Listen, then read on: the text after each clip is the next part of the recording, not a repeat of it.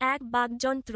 ধ্বনির উচ্চারণে মানব শরীরের যেসব প্রত্যঙ্গ জড়িত সেগুলাকে একত্রে বাকযন্ত্র বা বাকপ্রত্যঙ্গ বলে। আমাদের শরীরের উপরের প্রত্যঙ্গগুলো বাকযন্ত্র হিসেবে পরিচিত। এগুলোর প্রধান কাজ দুটি: ক. শ্বাসকার্য পরিচালনা করা এবং খ. খাদ্য গ্রহণ করা। কিন্তু এসব প্রয়োজন সিদ্ধ করেও বাকযন্ত্র মানুষের ভাষিক কাজ করে থাকে। বাকযন্ত্রের সাহায্যে আমরা ধ্বনি উৎপাদন করি। বাকযন্ত্রের এলাকা বিস্তৃত। এর মধ্যে রয়েছে ফুসফুস, শ্বাসনালী, স্বরযন্ত্র, স্বরতন্ত্র, জিভ, ঠোঁট, নাসিকা, নিচের চোয়াল, দাঁত তালু ও গলনালী। এছাড়াও রয়েছে মধ্যচ্ছদা ও চিবুক।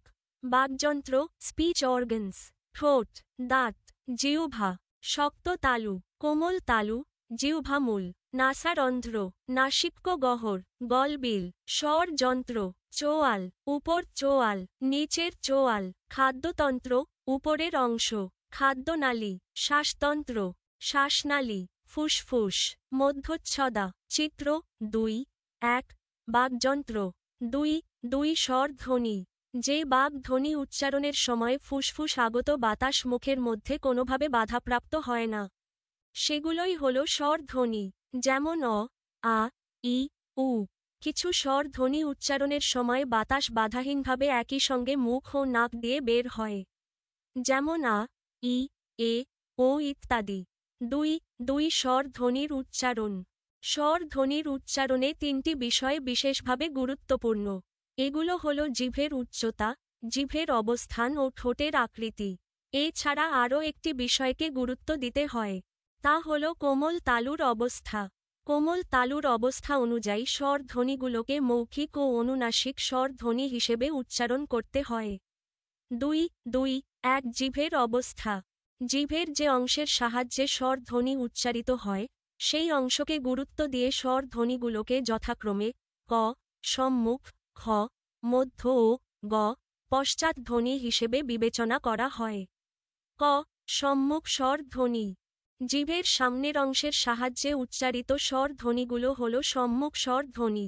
ই, এ, অ্যা স্বর এ জাতীয়। খ. মধ্য স্বরধ্বনি।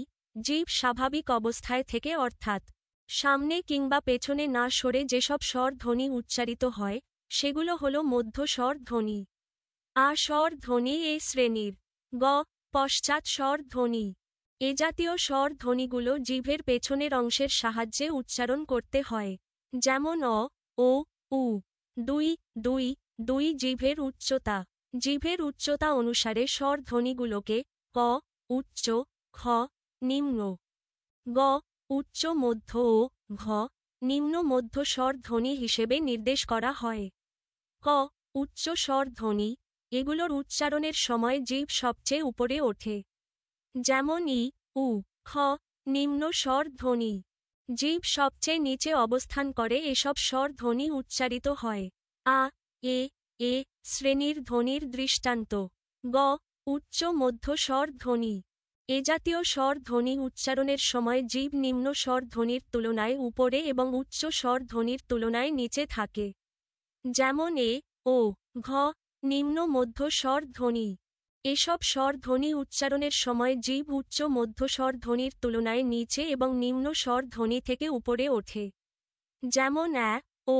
চিত্র 2.2 জিভের উচ্চতা অনুযায়ী স্বরধ্বনির উচ্চারণ। 2.2.3 ঠোঁটের অবস্থা।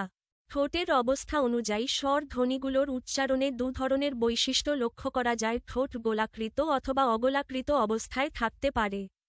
ঠোঁটের এইসব অবস্থাভেদে স্বরধ্বনিগুলোকে গোলাকৃত ও অগোলাকৃত স্বর ধ্বনি হিসেবে বিবেচনা করা হয়।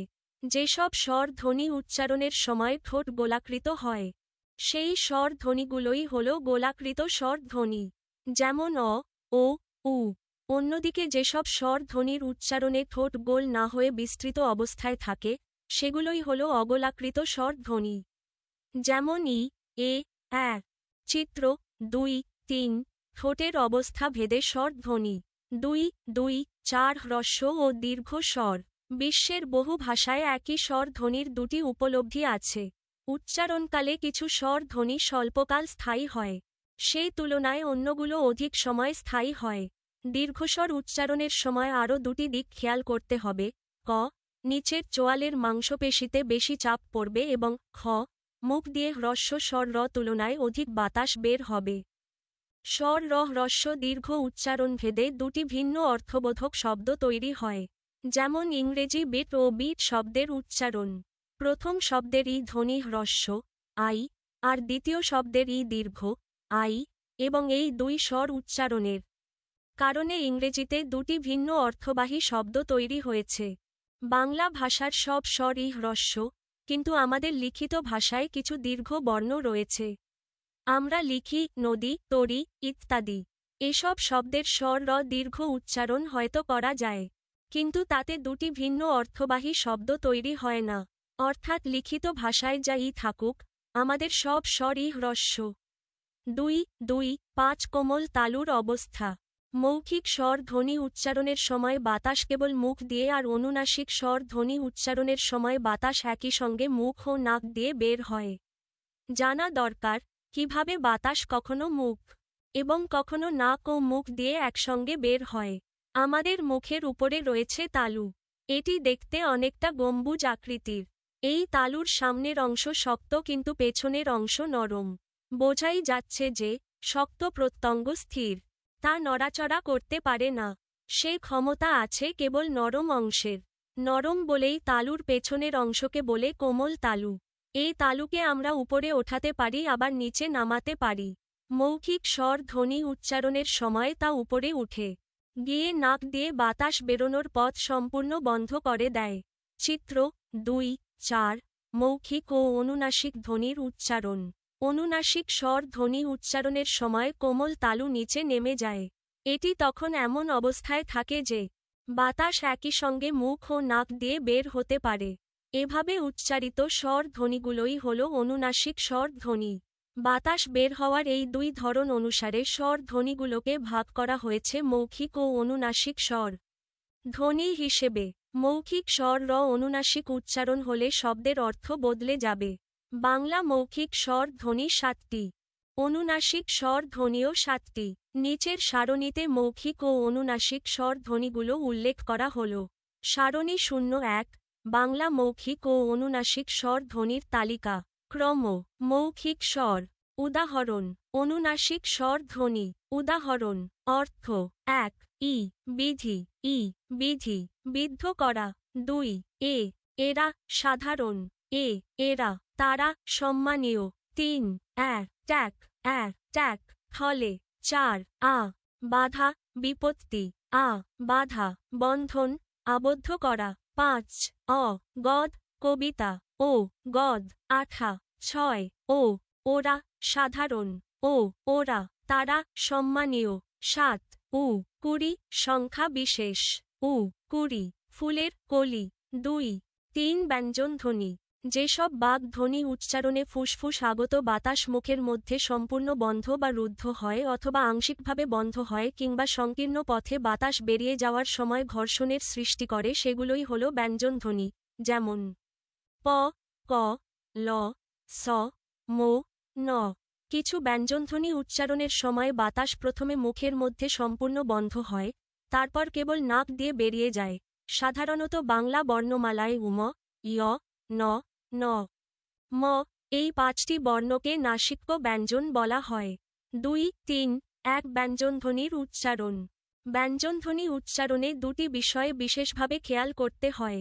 এগুলো হল ব্যঞ্জনধ্বনির উচ্চারণ স্থান ও উচ্চারণ রীতি।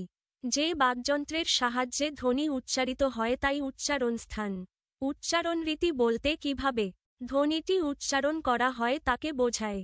অর্থাৎ ফুসফুস থেকে আগত বাতাস মুখের মধ্যে বিভিন্ন প্রত্যঙ্গে কিভাবে বাধা পায় সে সম্পর্কিত ধারণা স্পষ্ট না হলে ধ্বনির প্রকৃত উচ্চারণ সম্ভব নয়। উচ্চারণ রীতি আমাদের সেই ধারণা দান করে। 2-3 উচ্চারণ স্থান। উচ্চারণ স্থান অনুসারে বাংলা ব্যঞ্জনধ্বনিগুলোকে দ্বি ওষ্ঠ, দন্ত, দন্তমূলীয়, প্রতিবেষ্টিত, দন্তমূলীয়, তালব্য, জিহ্বামূলীয় ও কণ্ঠনালীয় ধ্বনি হিসেবে দেখানো হয়। চিত্র 2.5 উচ্চারণ স্থান। দ্বি ওষ্ঠ, 2 ঠোঁট অর্থাৎ উপরের ও নিচের ঠোঁটের সাহায্যে উচ্চারিত ধ্বনিগুলো হল দ্বি ওষ্ঠ। তাপ, লাফ, নাম শব্দের পো, ফ, ম এ শ্রেণীর ধ্বনি। দন্ত জিভের সামনের অংশ দ্বারা উপরের পার্টি দাঁতে নিচের অংশকে স্পর্শ করে দন্ত ধ্বনিগুলো উচ্চারিত হয়। বাংলা মত, পথ, পদ, সাত শব্দের ত, থ, দ, ধ ধ্বনিগুলো এ জাতীয়। দন্তমূলীয় জিভের সামনের অংশ ও উপরের পার্টি দাঁতের মূল বা নিচের অংশের সাহায্যে দন্তমূলীয় ধ্বনি উচ্চারিত হয়। কাশতে, দান, ঘর, দল শব্দের স, নো, র, ল ব্যঞ্জন এই শ্রেণীর। নৃ ধ্বনিকে দন্ত ন এবং স ধ্বনিকে দন্ত স হিসেবে উল্লেখ করা হয়। কিন্তু এই দুটি ধ্বনির উচ্চারণে কোনো ক্রমেই দাঁতের স্পর্শ নেই। আমরা কান শব্দ উচ্চারণ করলেই তা বুঝতে পারি। শব্দটি উচ্চারণের সময় জিভের সামনের অংশ উপরের পার্টি দাঁতের মূলকে স্পর্শ করে। একইভাবে বস্তা কিংবা রাস্তা শব্দের স উচ্চারণের সময় জিভের সামনের অংশ উপরের পার্টি দাঁতের মূলের খুব কাছাকাছি আসে। সে হিসেবে ন এবং স ব্যঞ্জনকে দন্তমূলীয় ন, দন্তমূলীয় স বলাই বিজ্ঞানসম্মত। তালব্য দন্তমূলীয় জিভের সামনের অংশ উপরের শক্ত তালু স্পর্শ করে তালব্য দন্তমূলীয় ধ্বনি উচ্চারিত হয়। যেমন টাক, কাঠ, ডাল, ঢাকা শব্দের ট, ঠ, ড, ধ ধ্বনি। তালব্য জিভ প্রসারিত হয়ে সামনের অংশ শক্ত তালু স্পর্শ করে উচ্চারিত ধ্বনিগুলো হল তালব্য। পচন, ছলনা, জাগরণ, ঝংকার, বাস শব্দের চ, ছ, জ, ঝ, স ধ্বনি তালব্য। জিহ্বামূলীয় জিভের পেছনের অংশ উঁচু হয়ে আলজিভের মূলের কাছাকাছি নরম তালু স্পর্শ করে জিহ্বামূলীয় ব্যঞ্জন উচ্চারিত হয়। কাক, লাখ, দাগ, গগন, বাঘ, রং শব্দের ক, খ, গ, ঘ, উম ধ্বনি এ জাতীয়। এই ধ্বনিগুলোকে কণ্ঠধ্বনিও বলে। কণ্ঠনালীয় কণ্ঠনালীর মধ্যে ধ্বনিবাহী বাতাস বাধা পেয়ে উচ্চারিত ধ্বনিগুলোই কণ্ঠনালীয়। এ জাতীয় বাংলা ব্যঞ্জন মাত্র একটি হ। সারণী ০২। উচ্চারণস্থান অনুযায়ী বাংলা ব্যঞ্জনধ্বনির তালিকা। উচ্চারণস্থান ব্যঞ্জনধ্বনি দ্বি ওষ্ঠ প, ফ, ব, ভ, ম। দন্ত ত, খ, দ, ধ। দন্তমূলীয় ন, র, ল, স।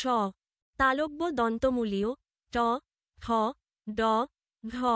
তালব্য চ, ছ, জ, ঝ, স। জিহ্বামূলীয় ক, খ, গ, ঘ, উম। কণ্ঠনালীয় হ। ২, ৩, ৩ সক্রিয় ও নিষ্ক্রিয় প্রত্যঙ্গ। প্রতিটি ব্যঞ্জনধ্বনি উচ্চারণের সঙ্গে দুটি বাকযন্ত্র জড়িত থাকে। একটি সক্রিয় এবং অন্যটি নিষ্ক্রিয়। যে বাকযন্ত্র সচল, অর্থাৎ যাকে আমরা ইচ্ছেমতো উপরে ওঠাতে বা নিচে নামাতে পারি, তাকে বলি সচল বাক্প্রত্যঙ্গ বা সক্রিয় উচ্চারক, আর যে বাক্প্রত্যঙ্গ স্থির, অর্থাৎ নড়াচড়া করে না, তাকে বলি নিষ্ক্রিয় বাক্প্রত্যঙ্গ বা নিষ্ক্রিয় উচ্চারক। নিচে সারণীতে বাংলা ব্যঞ্জনধ্বনিগুলোর উচ্চারণস্থান অনুযায়ী সক্রিয় ও নিষ্ক্রিয় উচ্চারকের পরিচয় দেওয়া হল। ক্রম উচ্চারণস্থান সক্রিয় উচ্চারক, নিষ্ক্রিয় উচ্চারক। ১. দ্বি ওষ্ঠ নিচের ঠোঁট, উপরের ঠোঁট। ২. দন্ত জিভের ডগা, উপরের পাটির দাঁত। ৩. দন্তমূলীয় জিভের ডগা, দন্তমূল। ৪. তালব্য দন্তমূলীয় জিভের পাতা, দন্তমূলের পেছনের অংশ। ৫. তালব্য জিভের সামনের অংশ, শক্ত তালু। ৬. জিহ্বামূলীয় জিভের পেছনের অংশ, কোমল তালু, জিভের পেছনের অংশ যা আলজিভের নিচে রয়েছে। ৭. কণ্ঠনালীয় স্বরতন্ত্র ড্যাশ ২, ৩, ৪ উচ্চারণ রীতি। বিভিন্ন রকম বাক ধ্বনি উচ্চারণের সময় ঠোঁট, জিভ, জিহ্বামূল বিভিন্ন অবস্থান ও আকৃতি ধারণ করে।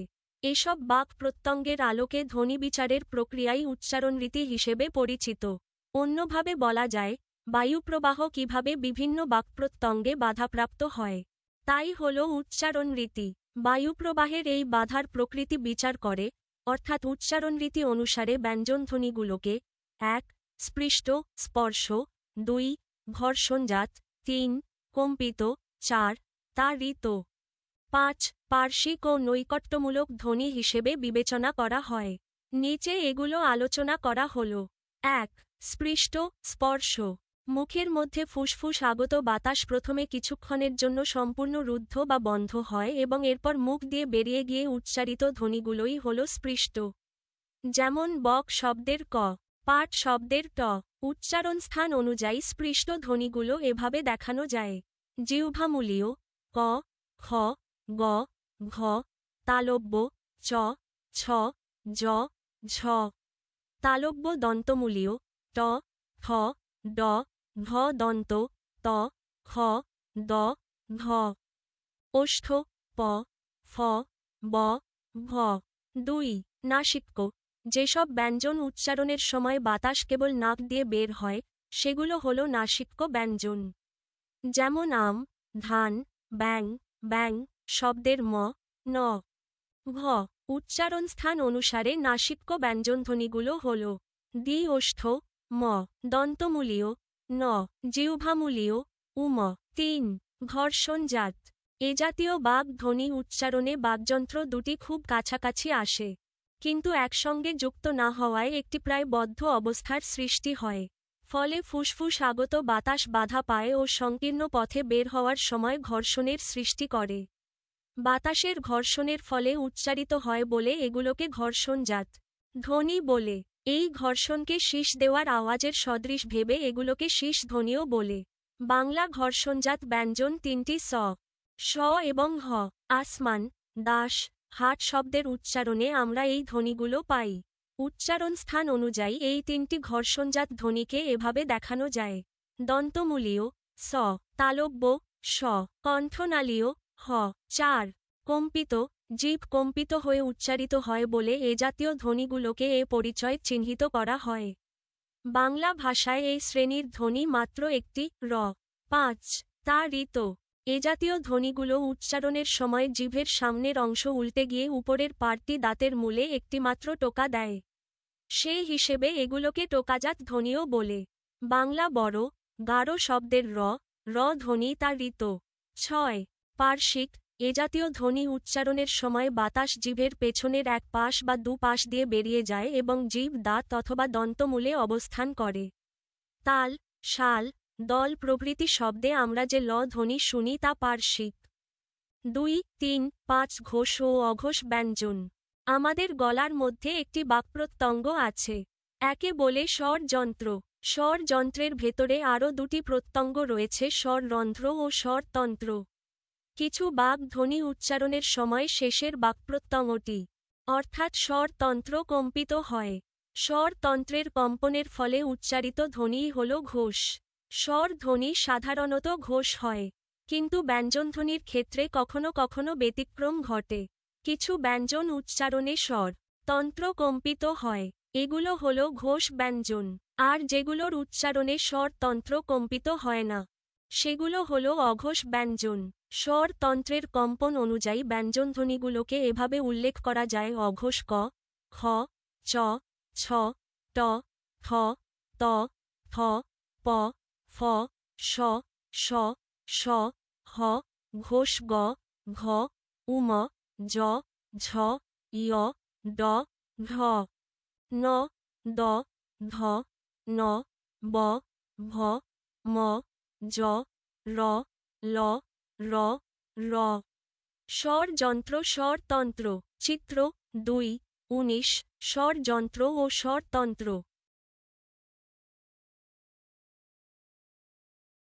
2, 3, 6 মহাপ্রাণ ও অল্পপ্রাণ ব্যঞ্জনধ্বনি। যে ব্যঞ্জনধ্বনি উচ্চারণে মুখ দিয়ে অধিক বাতাস বের হয় ও নিচের চোয়ালের মাংসপেশিতে বেশি চাপ পড়ে সেগুলোই হল মহাপ্রাণ ও ব্যঞ্জন। এ জাতীয় ধ্বনিগুলোকে অনেকে হ কার জাতীয় ধ্বনি বলেছেন। মহাপ্রাণ ধ্বনির বিপরীত ধ্বনিগুলোই হল অল্পপ্রাণ, অর্থাৎ এসব ধ্বনি উচ্চারণের সময় মুখ দিয়ে কম বাতাস বের হয় এবং নিচের চোয়ালের মাংসপেশিতে কম পড়ে। পো এবং ফো ধ্বনি পরপর উচ্চারণ করলেই বোঝা যায় যে পো উচ্চারণকালে মুখ দিয়ে কম বাতাস বের হয় ও নিচের মাংসপেশিতে কম চাপ পড়ে। এখন মুখগহ্বরের সামনে হাত রেখে ফো উচ্চারণ করলে স্পষ্ট হয়ে উঠবে যে ধ্বনিটি উচ্চারণের সময় মুখ দিয়ে বেরিয়ে যাওয়া বাতাসের পরিমাণ আগের তুলনায় বেশি এবং নিচের চোয়ালের মাংসপেশিতে অধিক চাপ প্রয়োগ করতে হচ্ছে। উচ্চারণরীতি ব্যঞ্জন: এক স্পৃষ্ট ক, খ, গ, ঘ, চ, ছ, জ, ঝ, ট, ঠ, ড, ঢ, ত, থ, দ, ধ, প, ফ, ব, ভ। দুই নাসিক্য উম, য়, ন, ন, ম। তিন ঘর্ষণজাত স, স, স, হ। চার কম্পিত র। পাঁচ তাড়িত র, র। ছয় পার্শ্বিক ল। সাত নৈকট্য অন্তস্থ, অন্তস্থ অ। ২, ৪ বাংলা স্বর ধ্বনির সংখ্যা। বাংলা ভাষায় মৌখিক স্বর ধ্বনি ৭টি। এগুলো হল ই, এ, অ্যা, আ, অ, উ, ও। এই ৭টি স্বর এরই ৭টি অনুনাসিক উপলব্ধি বা রূপ আছে। এগুলো হল ই, এ, অ্যা, আ, অ, উ, ও। মনে রাখতে হবে যে মৌখিক স্বর এর অনুনাসিক উচ্চারণ করলে দুটি ভিন্ন অর্থবাহী শব্দ তৈরি হবে। যেমন বাধা ও বাধা। বাংলা মৌখিক ও অনুনাসিক স্বর ধ্বনি মিলে স্বর ধ্বনি ১৪টি। ২, ৪, ১ স্বর বর্ণ। বাংলা স্বর বর্ণ ১১টি। এগুলো হল অ, আ, ই, ই, উ, উ, রি, এ, ওই, ও, ঔ। এগুলোর কয়েকটি ধ্বনি নয়। আমরা আগেই বলেছি যে বাংলায় কোনো দীর্ঘস্বর নেই। সে হিসেবে ই, উ ধ্বনি নয়। একই কথা খাটে রি, ওই, ঔ এর বেলায়। রি বললে দুটি ধ্বনির উচ্চারণ আসে, র যোগ ই, রি। অনুরূপভাবে ওই তে আসে ও যোগ ই এবং ঔ তে আসে ও যোগ উ। এগুলোকে বলা যায় দ্বৈত বর্ণ, ডাগ্রাফ। রি তে একটি ব্যঞ্জন ও একটি স্বর এবং ওই, ঔ তে দুটি করে স্বর আছে। এসব বর্ণধ্বনির প্রতিনিধিত্ব না করার কারণ কি? উত্তর খুব সহজ। ভাষা যেমন মানুষ একদিনে অর্জন করতে পারেনি। ভাষাকে লিখিত আকারে ধরে রাখার কৌশল আয়ত্ত করতেও মানুষের অনেক সময় লেগেছে। লেখার প্রয়োজনে একটি ধ্বনি বোঝানোর জন্য একাধিক বর্ণ উদ্ভাবন ও ব্যবহার করতে হয়েছে। তারপর দীর্ঘকাল ব্যবহারের মাধ্যমে লিখন ব্যবস্থার সংস্কার করতে হয়েছে। বিশ্বে কোনো ভাষাতে ধ্বনি ও বর্ণের মধ্যে এক বা সুষম সম্পর্ক নেই। আমরা যা বলি লিখিত ভাষায় তা সেভাবে লেখা হয় না। আমাদের ভাষার অনেক শব্দ ও ভাষিক উপাদান সংস্কৃত ভাষা থেকে এসেছে। এগুলোর পরিচয় যেমন ভিন্ন, তেমনি লেখার ব্যবস্থাও পৃথক। লেখার এই বিধি এখনও পরিবর্তন করা যায়নি।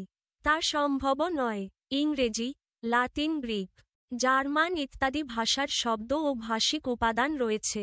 ইংরেজি ভাষীরা লিখনপদ্ধতি শেখার সময় সেগুলো মূল ভাষার বানানসহই শেখে এবং সেভাবে লেখে। আমাদেরও এগুলো জানতে হবে। শিখতে হবে সংস্কৃত শব্দগুলো এবং সেসব শব্দ লেখার নিয়মনীতি। বাংলা বানান অংশে এ সম্পর্কে আলোচনা করা হয়েছে। ২, ৫ কার ও ফলা। বাংলা বর্ণমালায় স্বর বর্ণের দুটি রূপ আছে, একটি পূর্ণরূপ, অন্যটি হল সংক্ষিপ্তরূপ বা কার। স্বর বর্ণের পূর্ণরূপ: স্বর বর্ণ যখন স্বাধীনভাবে ব্যবহৃত হয় তখন এর পূর্ণরূপ লেখা হয়। যেমন অ, আ, ই, ই, উ, উ, রি, এ, ওই, ও, ঔ। স্বর বর্ণের পূর্ণরূপ শব্দের শুরুতে, মাঝে, শেষে ৩ অবস্থানেই থাকতে পারে। যেমন শব্দের শুরুতে অলংকার, আকাশ, ইলিশ, উপকার, এলাচ, ঐক্য, ওল, ঔপন্যাসিক। শব্দের মাঝে কুরআন, বইচি, আউশ। শব্দের শেষে সেমাই, জামাই, বউ। স্বর বর্ণের সংক্ষিপ্ত রূপ: স্বর ধ্বনি যখন ব্যঞ্জনধ্বনির সঙ্গে যুক্ত হয়ে উচ্চারিত হয় তখন স্বর বর্ণের সংক্ষিপ্ত রূপ বা কার ব্যবহৃত হয়। নিচে উদাহরণ দেওয়া হল: আকার ড্যাশ আকার, বাবা। ইকার, নিশি। ইকার ড্যাশ দীর্ঘ ইকার, মনীষী। উকার, ভুল। উকার, দূর। রিকার, পৃথিবী।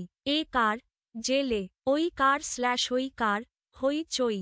ওকার স্ল্যাশ আকার একার, ঢোল। ঔকার স্ল্যাশ ঔকার একার, মৌন। বাংলা ব্যঞ্জনধ্বনির সংখ্যা। বাংলা ব্যঞ্জনধ্বনির সংখ্যা ৩২টি। এগুলো হল ক, খ, গ, ঘ, উম সমান ৫, চ, ছ, জ, ঝ সমান ৮, ট, ঠ, ড, ঢ সমান ৮, ত, ত, থ, দ, ধ, ন সমান 5, প, ফ, ব, ভ, ম সমান 5, র, ল, স, স সমান 8, হ, র, র সমান 3, অন্তস্থ অ, অন্তস্থ ব সমান 2, মোট সমান 32। বাংলা ব্যঞ্জনবর্ণ।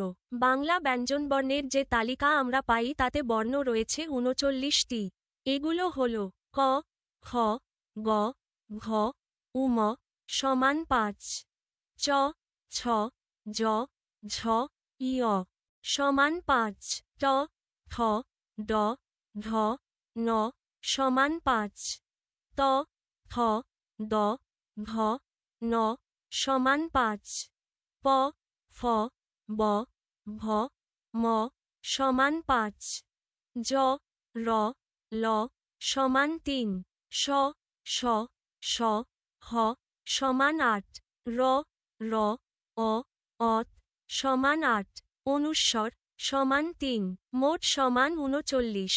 ব্যঞ্জনধ্বনির সঙ্গে এ তালিকা মিলিয়ে দেখলে আমরা পাচ্ছি অতিরিক্ত 8টি বর্ণ ইয়, জ, ন, স, অত। এগুলো কোনো ধ্বনি প্রকাশ করে না। ন এবং ন এর উচ্চারণ অভিন্ন। যেমন বান। বান লিখিত ভাষায় এই দুয়ের অর্থ আলাদা, একটি বন্যা আরেকটি তীর। স এর উচ্চারণ স এর মতো। বানানে ভাষা, লিখলেও উচ্চারণ করতে হয় ভাষা। ত এবং অত এর উচ্চারণ একই। যেমন মতো, সৎ।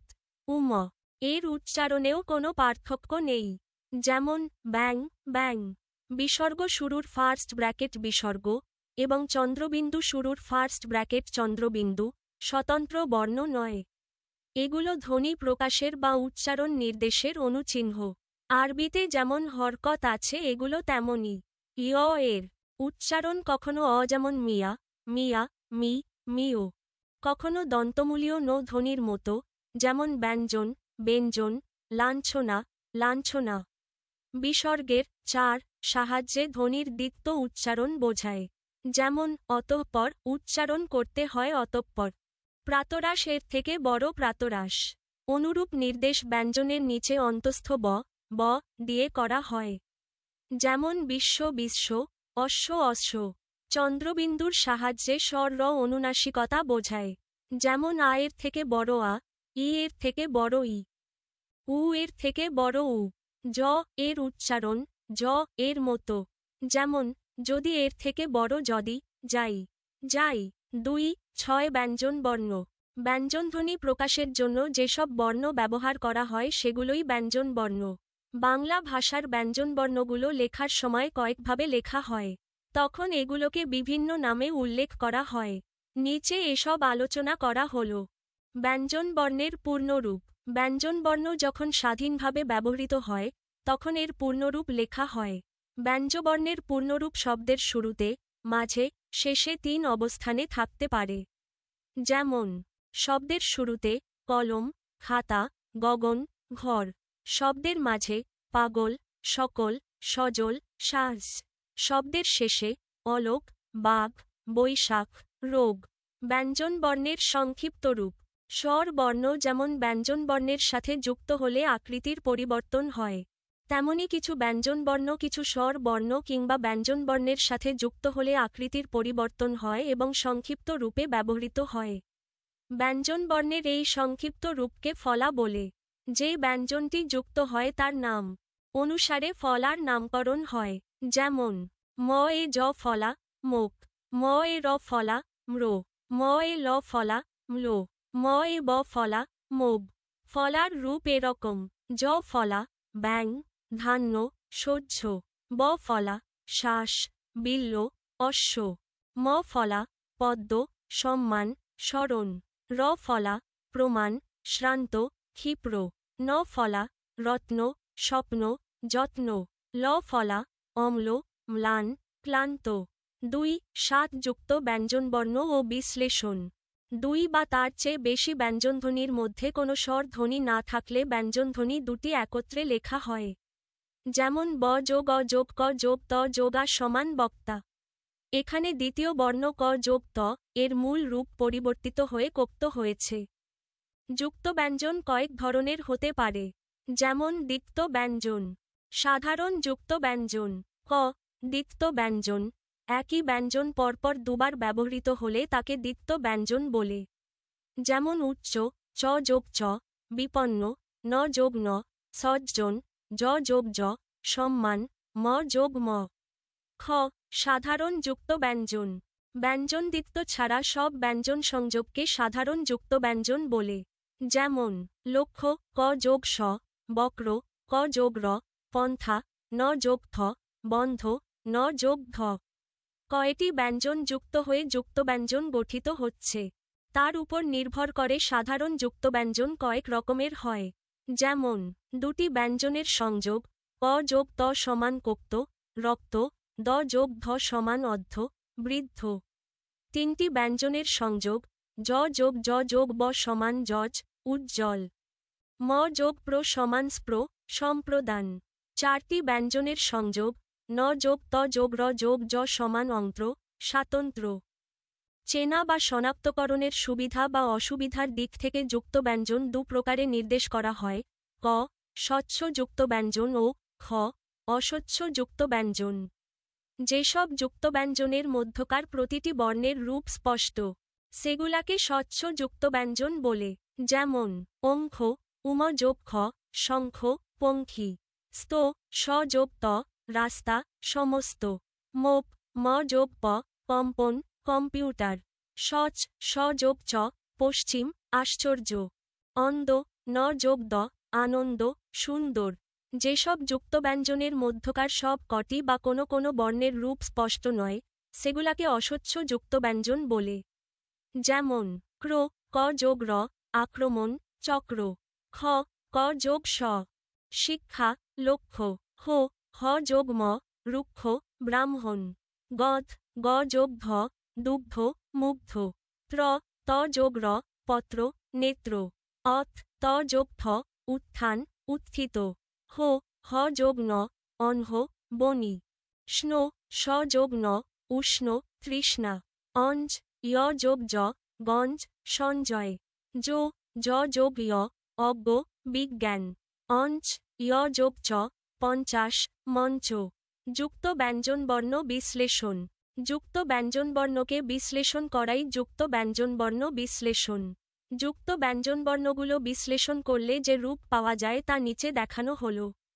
কোক্ত সমান ক যোগ ত, শক্ত, রক্ত, ক্র সমান ক যোগ র, বক্র, শুক্র, খ সমান ক যোগ স, বক্ষ, দক্ষ, অঙ্ক সমান উম যোগ ক, অঙ্ক, কঙ্কাল, অঙ্ক সমান উম যোগ খ, শঙ্খ, পঙ্খী, অঙ্গ সমান উম যোগ গ, অঙ্গ, বঙ্গ, যো সমান জ যোগ য়, জ্ঞান, সংজ্ঞা, অঞ্চ সমান য় যোগ ছ, বঞ্চনা, মঞ্চ, অঞ্চ সমান য় যোগ ছ, বাঞ্ছনীয়, লাঞ্ছনা, অঞ্চ সমান য় যোগ জ, গঞ্জনা, ভঞ্জন, অট্ট সমান ট যোগ ট, অট্টালিকা, চট্টগ্রাম, অণ্ড সমান ন যোগ ড, কাণ্ড, গণ্ডা, তু সমান ত যোগ ত, মত্ত, বিত্ত, ত্র সমান ত যোগ র, পত্র, সূত্র, ক্র সমান ত যোগ র যোগু, ত্রুটি, শত্রু, অথ সমান ত যোগ থ, উত্থান, উত্থিত, অর্ধ সমান দ যোগ ধ, যুদ্ধ, বদ্ধ, অন্ধ সমান ন যোগ ধ, অন্ধ, বন্ধ, ভ্র সমান ভ যোগ র, ভ্রমণ, ভ্রু সমান ভ যোগ র যোগু, ভ্রুকুটি, রু সমান র যোগু, রুমাল, রুদ্ধ, রূপালী, রূপা, রু সমান র যোগু, রূপ, রূপসী, রূপকথা, সু সমান স যোগু, শুভ, শুদ্ধ, শ্রু সমান স যোগ র যোগু, অশ্রু, শ্রুতি, শ্রু সমান স যোগ র যোগু, শুশ্রূষা, স্ম সমান স যোগ ম, গ্রীষ্ম, ভস্ম, স্নো সমান স যোগ ন, উষ্ণ, তৃষ্ণা মন, স্ত সমান স যোগ ত, প্রশস্ত, সস্তা, স্থ সমান স যোগ থ, অসুস্থ, স্বাস্থ্য, হু সমান হ যোগু, হুকুম, বহু, রি সমান হ যোগ রি, হৃদয়, সুহৃদ, হো সমান হ যোগ ন, বনি, সাআনহ, হো সমান হ যোগ ন, অপরাহ্ন, পূর্বাহ্ন। 2.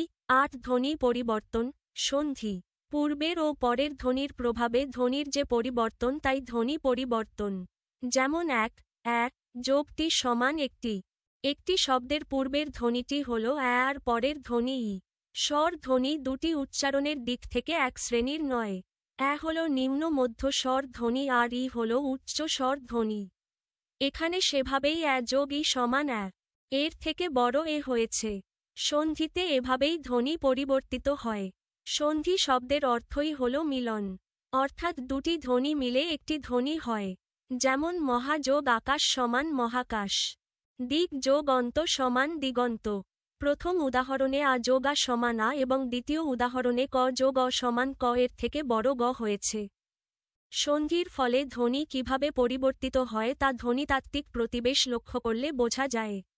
এখানে দুটি প্রতিবেশের সঙ্গে আমরা পরিচিত হই। ক, একই শব্দের মধ্যে পরিবর্তন বা মিলন, এবং খ, দুটি শব্দের মধ্যে পরিবর্তন বা মিলন। উপরের দৃষ্টান্তের একটি শব্দের ক্ষেত্রে প্রথম শ্রেণীর পরিবর্তন ঘটেছে। বিদ্যালয় শব্দে আমরা দ্বিতীয় শ্রেণীর পরিবর্তন বা মিলন দেখি বিদ্যা যোগ আলয়, আ যোগ আ সমান আ। সন্ধিকে ধ্বনির পরিচয় অনুযায়ী ভাগ করতে গিয়ে তার দুটি বিভাগ নির্দেশ করা হয়, স্বর সন্ধি ও ব্যঞ্জন সন্ধি। নিচে এ বিষয়ে আলোচনা করা হল। স্বর সন্ধি, ধ্বনির পরিবর্তন বা মিলন যখন স্বর ধ্বনির মধ্যেই সীমাবদ্ধ থাকে তখন তাকে বলে স্বর সন্ধি। যেমন হিত যোগ অহিত সমান হিতাহিত, অ যোগ অ সমান আ। ব্যঞ্জন সন্ধি, স্বর ধ্বনি ও ব্যঞ্জন ধ্বনি।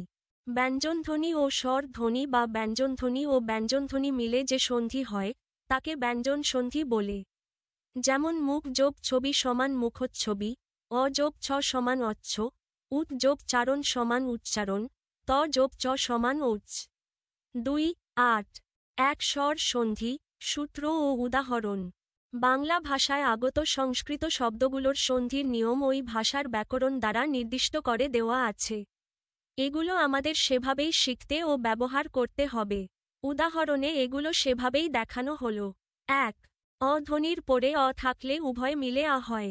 যেমন অ যোগ অ সমান আ, নব যোগ অন্য নবান্ন, সূর্য যোগ অস্ত সূর্যাস্ত। 2 অ এর পরে আ থাকলে উভয় মিলে আ হয়। যেমন অ যোগ আ সমান আ, হিম যোগ আলয় সমান হিমালয়, গ্রন্থ যোগ আগার সমান গ্রন্থাগার। 3 আ এর পরে অ থাকলে উভয় মিলে আ হয়। যেমন আ যোগ অ সমান আ, তথা যোগ অপি সমান তথাপি, মহা যোগ অর্ঘ্য সমান মহার্ঘ্য। 4 আ এর পরে আ থাকলে উভয় মিলে আ হয়। যেমন আ যোগ আ সমান আ, মহা যোগ আশয় সমান মহাশয়, কারা যোগ আগার সমান কারাগার। 5 ই যোগ ই সমান ই। যেমন অতি যোগ ইত সমান অতীত, রবি যোগ ইন্দ্র সমান রবীন্দ্র। 6 ই ধ্বনির পরে ই থাকলে উভয় মিলে ই ধ্বনি হয়। যেমন ই যোগ ই সমান ই, পরি যোগ ইখা সমান পরীক্ষা, প্রতি যোগ ইখা সমান প্রতীক্ষা। 7 ই ধ্বনির পরে ই থাকলে উভয় মিলে ই ধ্বনি হয়। যেমন ই যোগ ই সমান ই, সুধি যোগ ইন্দ্র সমান সুধীন্দ্র, শচী যোগ ইন্দ্র সমান শচীন্দ্র। 8 ই ধ্বনির পর ই থাকলে উভয় মিলে ই ধ্বনি হয়। যেমন ই যোগ ই সমান ই, সতী যোগ ইস সমান সতীশ, শ্রী যোগ ইস সমান শ্রীশ। 9 অ বা আ ধ্বনির পরে ই বা ই ধ্বনি থাকলে উভয় মিলে এ ধ্বনি হয়। যেমন অ যোগ ই সমান এ, স যোগ ইচ্ছা সমান স্বেচ্ছা, শুভ যোগ ইচ্ছা সমান শুভেচ্ছা। 10 অ যোগ ই সমান এ। যেমন অপ যোগ ইখা সমান অপেক্ষা, নর যোগ ইস সমান নরেশ। 11 আ যোগ ই সমান এ। যেমন নমুনা প্রশ্ন, বহুনির্বাচনী প্রশ্ন। 10 অ যোগ ই সমান এ। যেমন অপ যোগ ইখা সমান অপেক্ষা, নর যোগ ইস সমান নরেশ। 11 আ যোগ ই সমান এ। যেমন যথা যোগ ইচ্ছা সমান যথেচ্ছা। 12 আ যোগ ই সমান এ। যেমন মহাযোগ ইস সমান মহেশ, ঢাকা যোগ ঈশ্বরী সমান ঢাকেশ্বরী। 2.8 সন্ধির প্রয়োজনীয়তা। সন্ধির মাধ্যমে উচ্চারণে স্বাচ্ছন্দ্য আসে এবং শ্রুতিমাধুর্য বাড়ে। সন্ধি ভাষাকে সংক্ষিপ্ত করে। নমুনা প্রশ্ন, বহুনির্বাচনী প্রশ্ন। ঠিক উত্তরের পাশে টিকচিহ্ন, চেক মার্ক দাও। 1 ধ্বনির উচ্চারণে মানবশরীরের যেসব প্রত্যঙ্গ জড়িত সেগুলাকে একত্রে কি বলে? ঘ বাগযন্ত্র। 2. যে ধ্বনি উচ্চারণকালে ফুসফুস তা ঋত বাতাস মুখের কোথাও না কোথাও বাধা পায় তাকে বলে।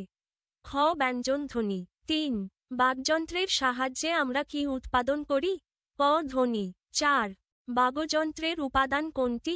ক ফুসফুস, শ্বাসনালী, স্বরযন্ত্র, কণ্ঠ, জিহ্বা, আলজিভ, তালু, নরম ও শক্ত, মূর্ধা, দন্তমূল, দাঁত ও ঠোঁট। 5.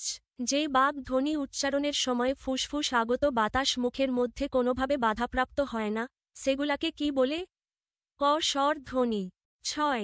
কোন স্বর ধ্বনি উচ্চারণের সময় বাতাস বাধাহীনভাবে একই সঙ্গে মুখ ও নাক দিয়ে বের হয়? ক অ। 7. স্বর ধ্বনির উচ্চারণে কয়টি বিষয় বিশেষভাবে গুরুত্বপূর্ণ? খ 3টি। 8. কোনটি স্বর ধ্বনির উচ্চারণে বিশেষভাবে গুরুত্বপূর্ণ? খ জিভের অবস্থান ও ঠোঁটের আকৃতি। 9.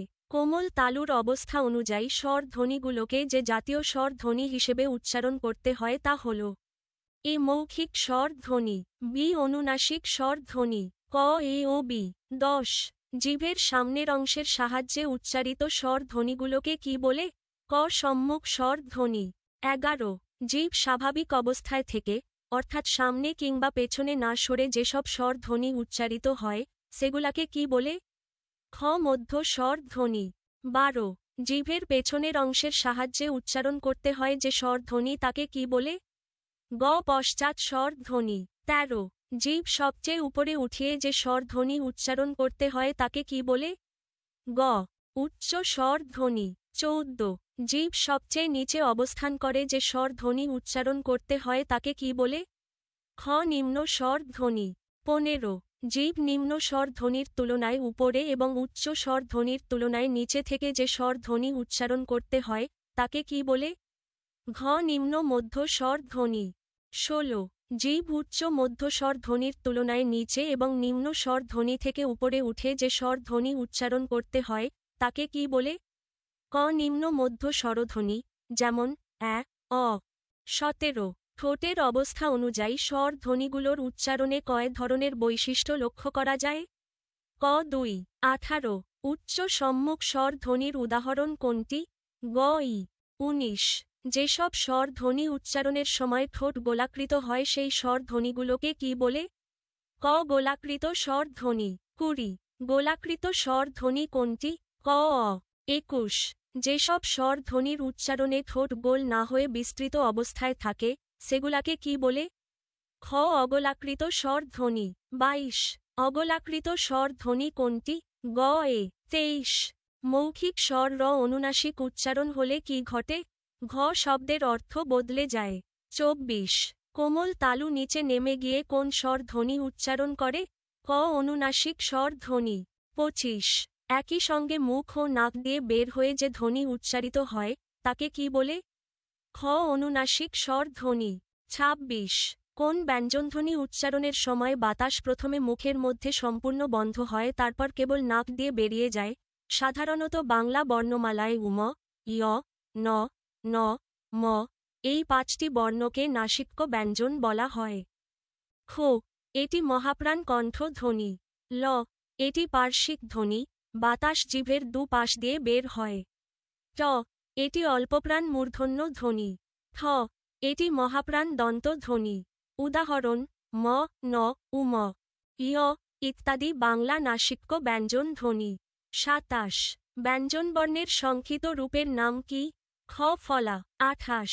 বাংলা ভাষার মৌলিক স্বর ধ্বনির সংখ্যা কয়টি? খ 7টি। 29. উপরের ও নিচের ঠোঁটের সাহায্যে উচ্চারিত ধ্বনিগুলোকে কি বলে? গ দ্বি ওষ্ঠ ধ্বনি, যেমন প, ব, ম। 30. জিভের সামনের অংশ উপরের পার্টি দাঁতের নিচের অংশকে স্পর্শ করে কোন ধ্বনি উচ্চারিত হয়?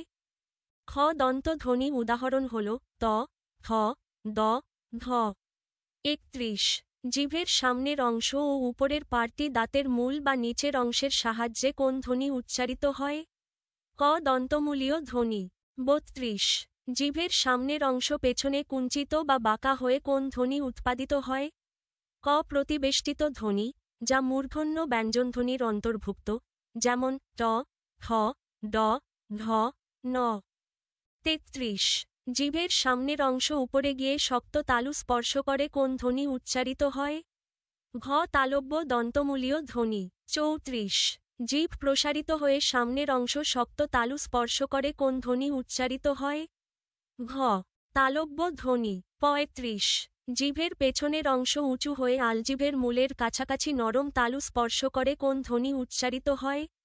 ক জিহ্বামূলীয় ধ্বনি। 36 কণ্ঠনালীর মধ্যে ধ্বনিবাহী বাতাস বাধা পেয়ে উচ্চারিত ধ্বনিগুলো কি?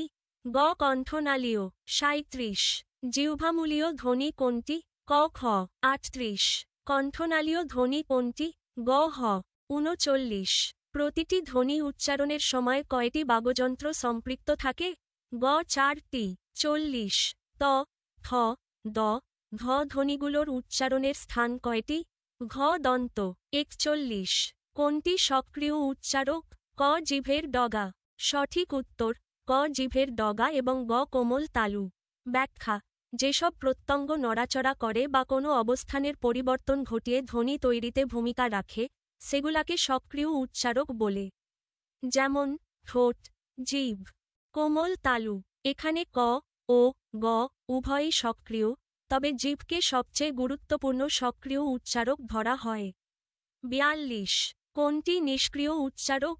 সঠিক উত্তর অপশনগুলো থেকে সরাসরি কোনটিই প্রথাগত নিষ্ক্রিয় উচ্চারক নয়, তবে দন্তমূল, দাঁত বা শক্ত তালু সাধারণত নিষ্ক্রিয় থাকে। ব্যাখ্যা ধ্বনি উৎপাদনের সময় যেসব প্রত্যঙ্গ স্থির থাকে বা নড়াচড়া করে না সেগুলাকে নিষ্ক্রিয় উচ্চারক বলে। যেমন উপরের পার্তি দাঁত, দন্তমূল, শক্ত তালু।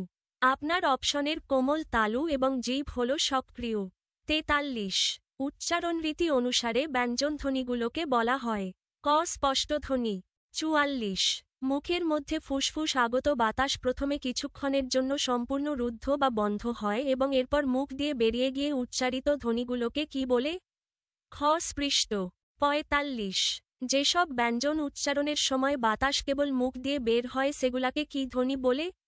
খ স্পৃষ্ট। উদাহরণ স্পৃষ্ট ধ্বনি প্লোসেভস ক খ গ ঘ চ ছ জ ঝ ট ঠ ড ঢ ত থ দ ঘ প ফ ব ভ র র।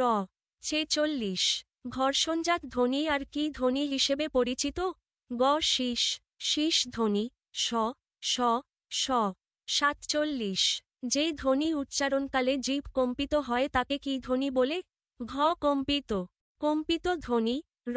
48 কোন বর্ণমালার সংক্ষিপ্ত রূপ নেই? ক অ। 49 যে ধ্বনি উচ্চারণের সময় বাতাস জিভের পেছনের এক পাশ বা দু পাশ দিয়ে বেরিয়ে যায় এবং জিহ্বদাঁত অথবা দন্তমূলে অবস্থান করে তাকে কি ধ্বনি বলে? ক পার্শ্বিক, পার্শ্বিক ধ্বনি ল। 50 অন্তস্থ ব ও অন্তস্থ জ কোন জাতীয় ধ্বনি? খ নৈকট্যমূলক। 51 নৈকট্যমূলক ধ্বনির আরেক নাম কি? খ তরল ধ্বনি। সঠিক উত্তর অর্ধ স্বরধ্বনি যে কোনো একটি ব্যঞ্জন যখন স্বরধ্বনির মতো উচ্চারিত হয়। সঠিক উত্তর অন্তস্থ ধ্বনি। নৈকট্যমূলক সমান অন্তস্থ। 52 সূর্যান্ত শব্দটিতে নিচের কোন দুটি বর্ণের সন্ধি হয়েছে? ক অ যোগ অ। 53 স্বর বর্ণের সংক্ষিপ্ত রূপকে কি বলা হয়? গ কার। 54 ঘর্ষণজাত ধ্বনি কোনটি? ঘ স। 55 বাংলা ভাষায় মৌখিক স্বর ধ্বনি কয়টি? খ 7টি। 56 বাংলা স্বর বর্ণ কটি? ঘ 11টি। 57 স্বর বর্ণের সংক্ষিপ্ত রূপকে কি বলে? ক কার। 58 বাংলা ব্যঞ্জনধ্বনি কটি? গ 32টি। 59 বাংলা ব্যঞ্জনবর্ণ কটি? ক 39টি। 60 অট্টালিকা শব্দের অট্ট নিচের কোন দুটি বর্ণের সম্মিলিত রূপ? গ ট যোগ ট। 61 একই ব্যঞ্জনবর্ণ শব্দের শেষে ও মধ্যে দুইবার উচ্চারণ হলে তাকে কি বলে? ঘ দ্বিত্ব ব্যঞ্জন। 62 একই ব্যঞ্জন পরপর দুবার ব্যবহৃত হলে তাকে কি বলে? ক দ্বিত্ব ব্যঞ্জন। 63 ব্যঞ্জন দ্বিত্ব ছাড়া সব ব্যঞ্জন সংযোগকে কি বলে? খ যুক্ত ব্যঞ্জন। 64 যুক্ত ব্যঞ্জন কত প্রকারের? ক 2। 65 পূর্বের ও পরের ধ্বনির প্রভাবে ধ্বনির যে পরিবর্তন তাকে কি বলে? খ প্রতিবেশ 66 স্বরধ্বনির সঙ্গে স্বরধ্বনির মিলনকে বলা হয় গ স্বর সন্ধি 67 অধ্বনির পর আধ্বনি থাকলে উভয় মিলে কি হয় গ আ 68 ই ধ্বনির পর ই ধ্বনি থাকলে উভয় মিলে কি হয় ঘ ই 69 অ বা আধ্বনির পরে ই বা ই ধ্বনি থাকলে উভয় মিলে কি হয় ক এ 70 পরীক্ষা শব্দের সন্ধি বিচ্ছেদ কোনটি গ পরি যোগ ইখা 71 সন্ধি হল ক শব্দ গঠনের প্রক্রিয়া